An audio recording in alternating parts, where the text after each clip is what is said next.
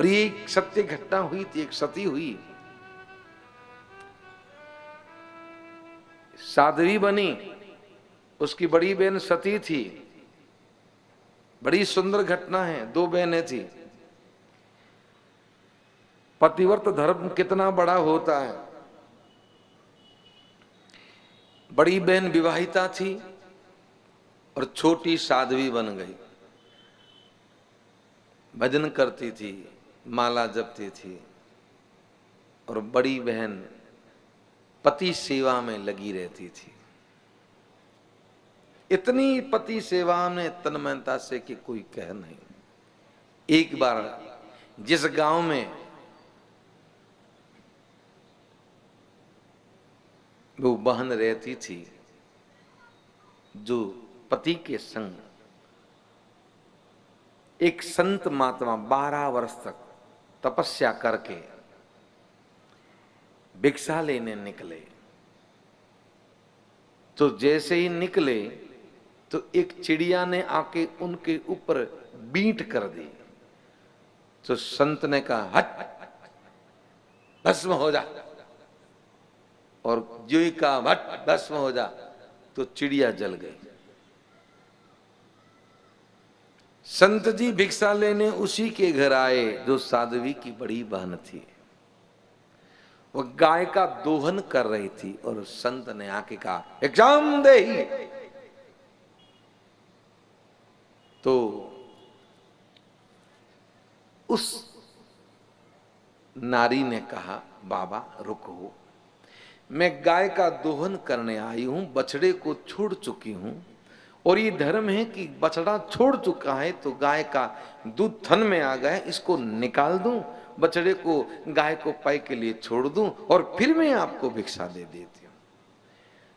संत ने कहा, मेरे पास समय नहीं है, जल्दी कर ला, नहीं तो। जैसे कहा तो उस सती ने कहा, मैं कोई चिड़िया नहीं हूं जो तुम मुझे यहां धमकी दे रहे हो।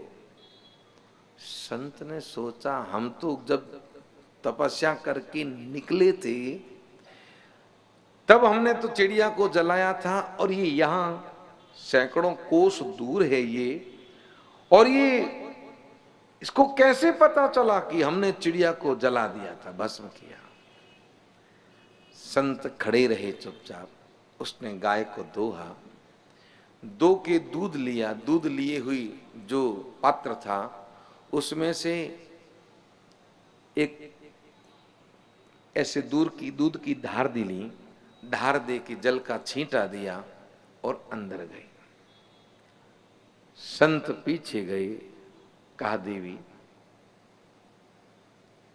तुमको कैसे पता चला? तो कहा, महाराज आपने वहां तपस्या की है, मैंने अपने पति की सेवा की है मन वचन क्रम से, और मेरे पति सेवा से मुझे आभास हो, मुझे पता चलता है कौन क्या कर रहा है। तो संत जी ने कहा, ये तुमने क्या किया देवी, ये दूध को नीचे ऐसे क्यों गिराया? तो कहा, महाराज यहां से बहुत दूर 20 कोस दूर मेरी बहन रहती है एक गांव में, वो साध्वी का जीवन जी रही है, और उस गांव में आग लग गई, पूरा गांव जल रहा है, मेरी बहन का जो है आश्रम घर वो जले नहीं, इसलिए मैंने ये दूध की धार दे दी है ताकि उसके आश्रम को कोई नुकसान ना पहुंचे। तो संत ने कहा, इसकी पहचान क्या? तो उस नारी ने कहा, पहचान यह है कि वहां जाओ, देख लेना, और फिर भी आपकी कोई बात को यकीन न करें तो उस आश्रम के चारों तरफ मिट्टी को हटवाना, आपको ये जो दूध की धार है वहां चांदी का कड़ा बन जाएगा, आप उसको समझ लीजिएगा।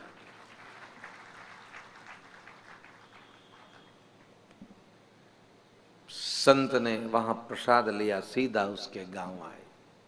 उधर वास्तव में गांव में आग लगी, पूरा गांव जल गया, पर वो साध्वी जी का आश्रम में कुछ भी नहीं जला, एक लकड़ी भी न जली। अब तो महिमा होने लगी। वाह, तपस्या इसको कहते हैं, भजन इसको कहते हैं। देखो साध्वी जी ने भजन किया, जो उनका बिल्कुल एक भी लकड़ी का एक छोटा टुकड़ा भी नहीं जला, चारों तरफ इतनी भयंकर आग, और देखिए एकदम से बच गया। जय जयकार हो रही थी। और वो बाबा जी गई, इधर साध्वी भी बड़ी प्रसन्न हो रही थी कि हाँ मेरी तपस्या के पुण्य से हुआ। और जैसे ही वो संत गए तो संत ने साध्वी जी से और गांव के लोगों से कहा कि इनकी तपस्या से कुछ नहीं हुआ, ये इनकी तपस्या से ये नहीं बचा है, ये तो इसकी बहन के पतिव्रत धर्म के कारण उसके संकल्प से इनका आश्रम बचा है। लोगों ने कहा ये बाबा का मारो इसको, हमारी साध्वी जी के विरुद्ध बोलता है। संत ने कहा हमको आपकी साध्वी से कोई दोष द्वेष नहीं है, विरोध नहीं है, और तुम्हें अगर हमारी बात का विश्वास ना हो तो इस आश्रम के चारों तरफ गड्ढा खोदो, खाई खोदो, मिट्टी हटाओ, तुम्हें पता चल जाएगा। पूरे आश्रम के चारों तरफ चांदी का कड़ा मिल जाए तो समझ लेना हम कह रहे हैं वो सही है। लोगों ने जैसे खोदा, साध्वी संग थी, देखा वास्तव में चांदी का कड़ा था। और उसको समझ में आया, अरे मैंने तो जीवन यूं ही बर्बाद कर दिया साध्वी बन के। मेरी बहन जो गृहस्थी में है अपने पति के संग, मैं तो यही सोच रही थी कि ये गृहस्थ जीवन क्या है, गृहस्थ में तो क्या जीवन है।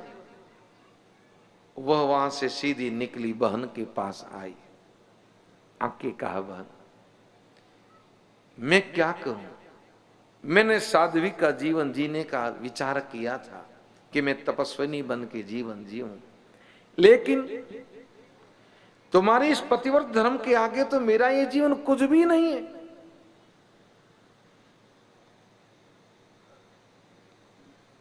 मुझे भी कोई रास्ता दो।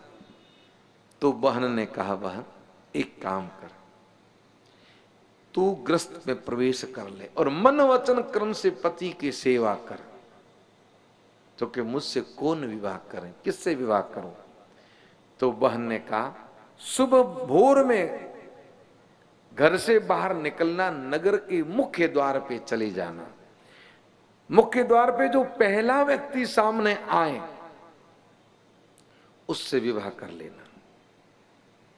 वह सुबह सुबह मुख्य द्वार पे जाके खड़ी हुई तो सामने एक वेश्या के यहां तबला बजाता था अपाहिज व्यक्ति, जिसके पांव नहीं थे, वो सामने आया।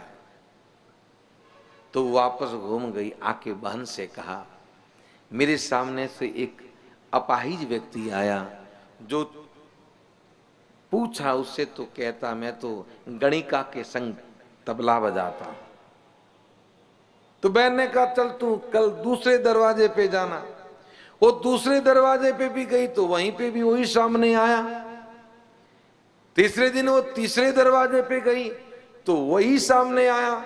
चौथे दिन वो चौथे दरवाजे पे की गई तो वही सामने आया। तो बहन ने कहा अगर तुम्हें गृहस्थ में प्रवेश करना है तो अब उसी से विवाह करना पड़ेगा। उसने उस अपाहिज से कहा कि मैं तुमसे विवाह करना चाहती हूं। उस तबलची ने कहा हमसे विवाह करके क्या करोगे, हम तो गणिका के संग तबला बजाते, हमें तबला बजाने में आनंद आता है, और तुम ये कहोगी तो नहीं। उसने कहा आप जो भी करेंगे मैं मन वचन क्रम से आपकी सेवा करना करूंगी, आप मुझे स्वीकार करें। उसने उस तबलची से विवाह कर लिया। अब वो उनकी सेवा करती है अपने पति की मन वचन क्रम से। रात को जब वह पति उसका तबला बजाने जाता तो पत्नी उसको कंधे पे बिठा के उस वेश्या के जहां प्रोग्राम होता वहां छोड़ के जाती। जैसे ही छोड़ती और वो कहता अच्छा तुम वापस चली जाओ, तो वो वापस घर को आ जाती। एक करते करते कई वर्ष बीत गए। एक दिन वो अपने पति को कंधे पे बिठा के छोड़ने जा रही थी और उसी समय बरसात प्रारंभ हो गई। तो जल्दी जल्दी में पति भीगे ना, इसलिए वह जहां पहुंचाना था वह पहुंचाया, पर उसको जैसे नीचे उतारा तो वो तो जल्दी जल्दी में भीतर प्रवेश कर गया, पर पत्नी से कहा नहीं कि तुम वापस चली जाओ, और उसे कहा नहीं तो वो देवी वहीं खड़ी रही। पति की आज्ञा नहीं मिली, कैसे जाऊं। बरसात बरसने लगी, ऐसी घनघोर बरसात बरस रही है, बड़े बड़े ओले गिर रहे, पर वो वहीं की वहीं बूथ की तरह खड़ी रही। और उसके उस तप और उस पतिव्रत धर्म से भगवान का सिंहासन डोलने लगा। भगवान ने आदेश दिया अपने पार्षदों से कि जाओ उस देवी को हमारे बैकुंठ धाम लेके आओ, उसके इस तप से हम प्रसन्न हैं।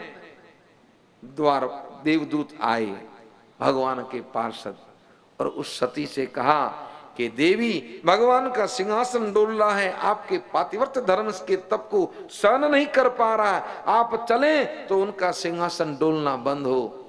उसने कहा मैं नहीं चल सकती, मैं अपने पति को छोड़ के कहीं नहीं जाऊंगी, मेरे पति चलेंगे तो मैं उनके संग जाऊं।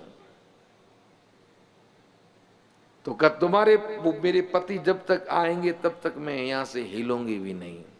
और जैसे उनका वह आयोजन विराम हुआ, वो पति बाहर आया तो उसको बाहर देखा, कहा तुम गई नहीं? तो उसने कहा आपने हमें कहा ही नहीं जाने का। अच्छा के तो ठीक चलो। तो सती ने कहा ये भगवान के पार्षद आपसे कुछ कहना चाहते हैं।